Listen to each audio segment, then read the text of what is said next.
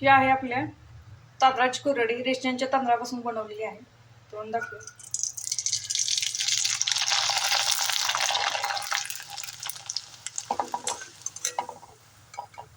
छान फुललेली आहे आणि कलरही किती पांढरा शुभ्र आलेला आहे, पाहू शकता.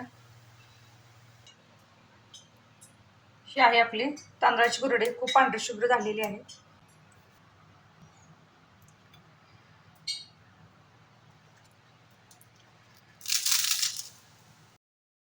खूप छान आणि खुसखुशीत अशी कुरडई होते. असेच छान छान रेसिपी पाहण्यासाठी स्नेहल कार्बर्स किचनला लाईक करा, शेअर करा आणि हो जाता जाता सबस्क्राईब करा. थँक्यू. नमस्कार, मी स्नेहल. तर आज मी तुम्हाला रेशनच्या तांदळापासून पांढरे शुभ्र असे 1 किलो तांदूळ घेतलेले आहेत. तर काय करायचं, ह्याच्यामध्ये आपल्याला तर काय करायचं, पाणी ओतून 2 ते 3 वेळा स्वच्छ चोळून असे आपल्याला धुवून घ्यायचे. 2 ते 3 वेळा मी तांदूळ स्वच्छ असे धुवून घेतलेले आहेत. तर काय करायचं, त्याच्यामध्ये तांदूळ भिजून आपल्याला काय करायचंय, पाणी ठेवायचं आणि काय करायचं, आपल्याला 3 दिवस हा तांदूळ भिजवून घ्यायचा आहे आणि रोज ह्याच्यामधलं पाणी आपल्याला चेंज करून घ्यायचं आहे. चला तर आपण आता 3 दिवसांनी भेटूया. आपण तांदूळ 3 दिवस झालेले आहे. आता काय केलंय, स्वच्छ धुवून हे मोदक पात्राच्या चाळणीमध्ये घेऊन काय केलेलं आहे, आपण पाणी तळण्यासाठी ठेवणार आहे. नंतर काय करणार आहे, अर्धा ते 1 तासाने आपण कॉटनच्या कपड्यावरती पसरून ठेवून हे घरामध्येच फॅनच्या हवेत सुकवून घेणार आहे.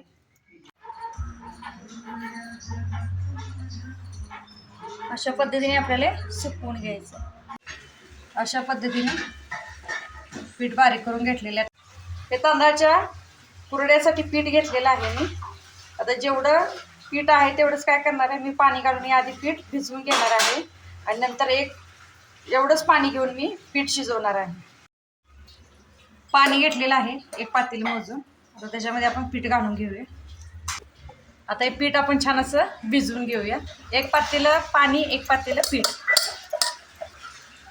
अशा पद्धतीने आपण हे पीठ भिजवून घेतलेलं आहे. जेवढा चिक होता आपण तेवढंच पाणी घेतलेलं आहे. 1 पातेल चिकासाठी आपण 1 पातेल तेवढंच पाणी घेतलेलं आहे. पाण्याला तर छान अशी उकळी आणून घेऊया. पाण्याला छान अशी उकळी आलेली आहे. चवीनुसार मीठ,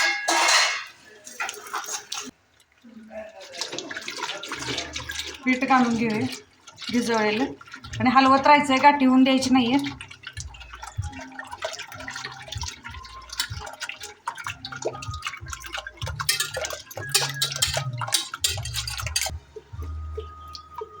अशा पद्धतीने हलवत राहायचं आहे. थोड्या वेळाने असं घट्ट घट्ट होत येते, पाहू शकता. आता हे घट्ट व्हायला लागले, पाहू शकता. आता आपलं पीठ छान असं घट्ट शिजायला लागलेलं आहे, गाठी झालेलं नाहीये. आता आपल्याला असे हलवून घेऊन 10 मिनिटासाठी छान असे वाफवून घ्यायचे, गॅस मिडियम फ्लेमवरती ठेवून. अशा पद्धतीने हे झालेलं आहे. आता आपल्याला हे छान असं वाफवून घ्यायचंय. 10 मिनिटं झालेली आहेत. पीठ आपलं छान शिजलेलं आहे. आता आपण हे शेवग्यामध्ये भरून घेऊया.